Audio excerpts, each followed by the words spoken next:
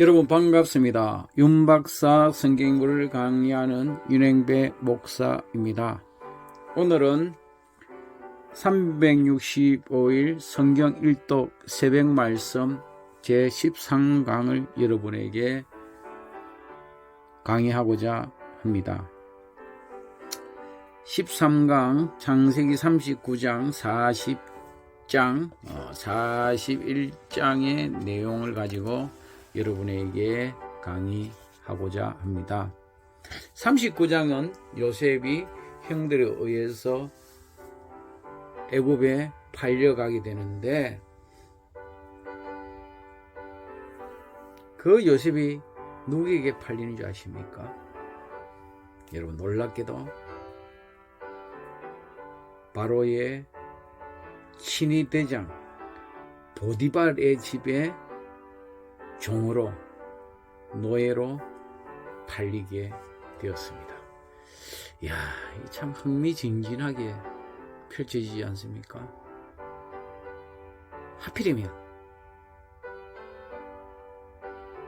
애굽 바로왕의 친위대장 보디발 집에 팔렸게 됐을까요? 여러분, 그 다음의 내용을 우리가 쭉 39장, 40장, 41장을 보면 아주 퍼즐을 이렇게 맞추듯이 아주 기가 막히게 맞아 들어가는 것을 볼 수가 있습니다. 물론 하나님께서 그리로 인도하셨죠. 하나님의 섭리의 과정의 하나의 첫 번째 단추가 바로 애굽의 바로왕의 친위대장 보디발 집에서 이루어지게 됩니다. 하나님이 함께 하시니까 이 요셉이 그 집에 총무로 세운 후로 그 보디발 집에 복이 막 굴러 들어오기 시작합니다. 그 집에도 막 복이 또 밭에도 채소도 잘 되는 거예요. 이야, 그래서 이 보디발이 모든 걸 맡기지 않습니까? 하나님께서 요셉을 위해서 보디발 집에 복을 주지 않습니까? 근데 문제가 하나 생겼어요. 요셉은요, 아주 신체가 건강하고요, 아주 얼굴이 잘생겼습니다. 우리가 알다시피 사라가 인물이 있었고 라헬이 인물이 있었지 않습니까? 그 집안은 참 인물이 좋은 집안이었어요. 여인들이 인물이 좋다 보니까 이 요셉도 인물이 참 좋았어요. 뭐 여러분, 피가 어디 가겠습니까? 신체도 건강하고 얼굴도 잘생겼고, 그러다 보니까 이 보디발 아내가 참 웃기는 여자예요. 자꾸 요셉에게 추근됩니다. 요셉은 누가 함께하고 있습니까? 하나님이 함께하고 있어요. 그러니까 요셉이 하루는 막 참지를 못하고 자꾸 추근대고 하니까 자기 옷을 막 던져주고 도망을 났다가 그 옷으로 이 여인이 감정을 파지 않습니까? 남편에게 이야기하지 않습니까? 요셉이 나를 이렇게 몹쓸짓을 하다가 내가 소리 지르니까 도망쳤다. 옷을 벗어놓고 도망갔다. 그렇게 모함을 해서 요셉이 어디에 갇히게 됩니까? 그 집의 감옥에 갇히게 돼요. 그 집의 감옥.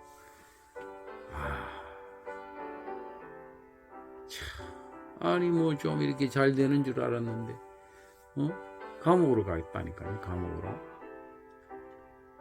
그 감옥 들어가면 뭐 다시 나올 수 있겠습니까? 다시 나올 수 없죠.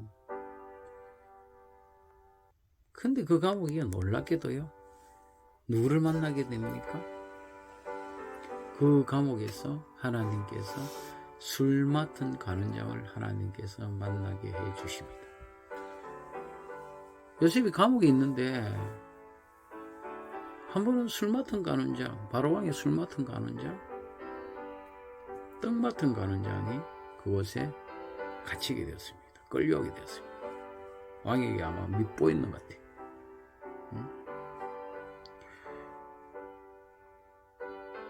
옛날에 그런 일 있잖아요. 왕이 그 측근에 있는 사람들이 뭔가 뭐 왕이 음식을 잘못 먹었다든지 왕이 뭐 건강을 잃었다든지 그러면 처벌을 받지 않습니까?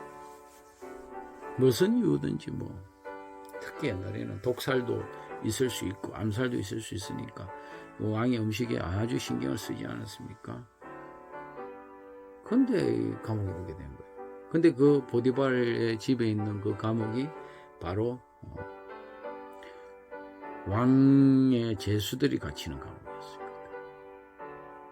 그런데 하루는 하나님께서 술 맡은 가는 장, 떡 맡은 가는 장에게 꿈을 줬습니다. 그 꿈을 꾸고 기분이 별로 좋지 않았던 술 맡은 가는 장, 떡 맡은 가는 장이 근심 가운데 있을 때 요셉이 보고 그들의 꿈을 해석해 줍니다.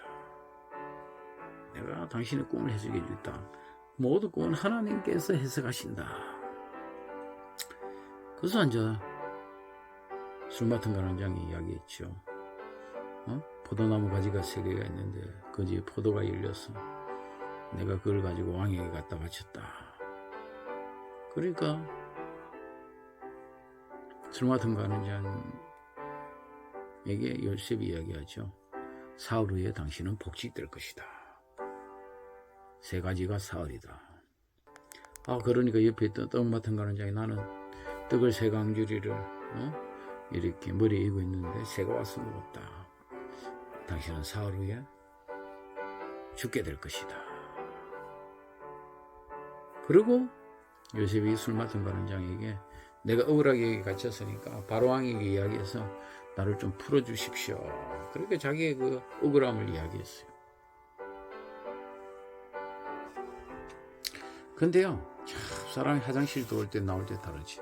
술 맡은 가는 장이 복직되었으면 사흘 후에 바로왕의 생일의 때 이 술 맡은 가는 장이 복직되거든요.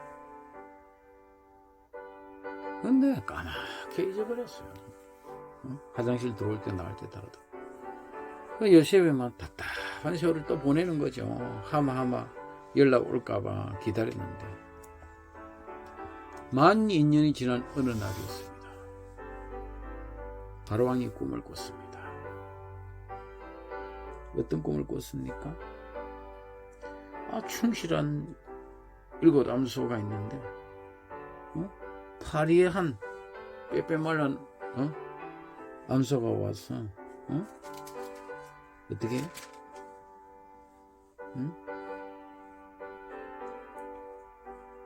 그 아름다운 소를 먹었다는 거죠. 너무 꿈이 그래서 깼다가 다시 또 꿈을 꾸는데 충실한 7 이삭이 나오는데 그 후에 마른 7 이삭이 나와서 또 그 충실한 이삭을 마른 이삭이 삼켰다는 거죠. 그래서 그 점술가들 다 보았어요. 그 이야기를 해도 아무도 거기에 대한 해답을 주지 못했습니다. 그때 술 맡은 가는 적이 누가 생각했겠어요? 2년 전에 자신의 꿈을 해몽해준 그 친위 대장의 집에 감옥에 있는 요셉을 생각하게 됐어요.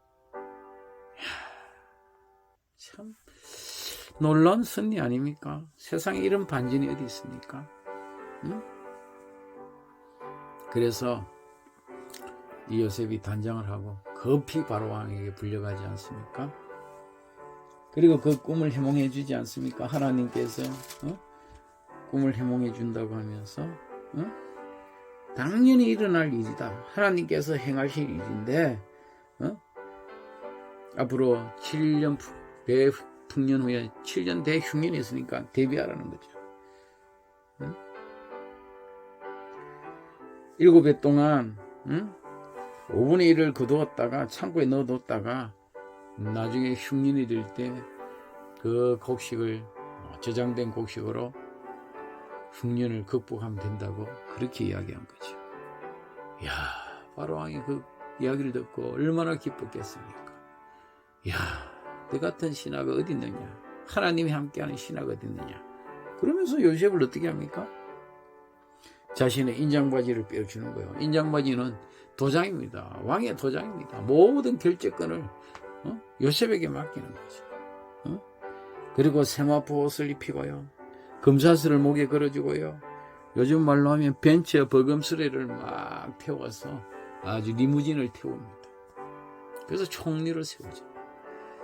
야, 39장 시작할 때는 보디발 집에 종으로 팔려갔는데 그 집에서 좀 잘 되는가 싶었더만 억울한 누명을 쓰고 감옥에 가게 되었지만 그 감옥에서 술 맡은 간원장을 만나게 되고 하나님의 그 지혜로 그 꿈을 해석해주고 그리고 그 술 맡은 간원장을 통해서 바로왕이 꿈을 꾸었을 때 그 꿈을 해몽할 수 있는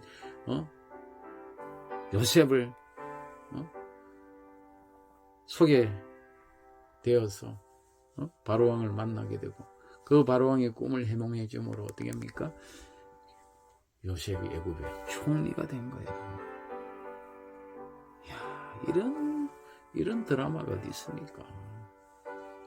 이런 극적인 사건이 어디 있습니까? 인생의 역전이 어디 있습니까?